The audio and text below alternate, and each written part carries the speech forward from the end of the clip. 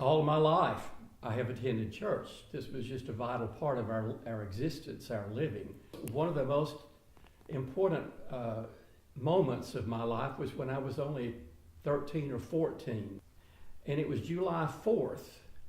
And we came in from the field. We worked on holidays then. And we came in from the field, and my mother said, why don't you go down to Mrs. Deborah's and ask her to come and eat with us so she won't be alone on this first holiday after the death of her husband.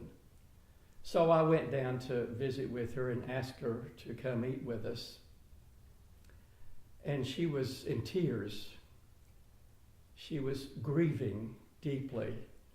She asked me to come in, and there on the couch, she had pictures of her husband, and my heart just went out to her because she was grieving so deeply for the loss of her husband. And it touched me more than anything. Of course, she refused. She said I wouldn't be much company in the state of mind that I'm in right now. So I went back home, and I told Mother she was hurting. She was deeply grieving. And so my mother said,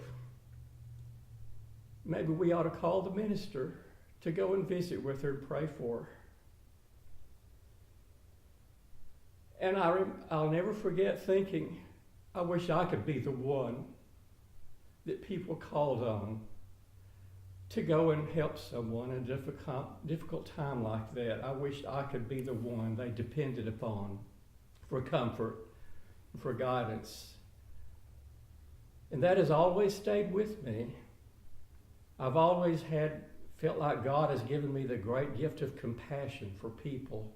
In the ministry, there are so many responsibilities. It's hard to have all the time. You feel like you need preparing sermons, working on Bible studies, and taking care of all the church obligations. So I truly look forward to time to delve into the Bible as deeply as possible and just spend quiet time reading and studying. But I also hope to get out once in a while, take a day trip, 1 or 2 days off, and just visit and explore different parts of this beautiful state of Arkansas. I would really like to thank the annual conference for accepting me into the conference 10 years ago. I grew up in Northwest Texas Conference and served there for 28 years after 3 years in seminary. But 10 years ago, I moved to this conference. And while I was very apprehensive about this major transition, it was so smooth and happened so easily that I truly believe that God had his hand in that move.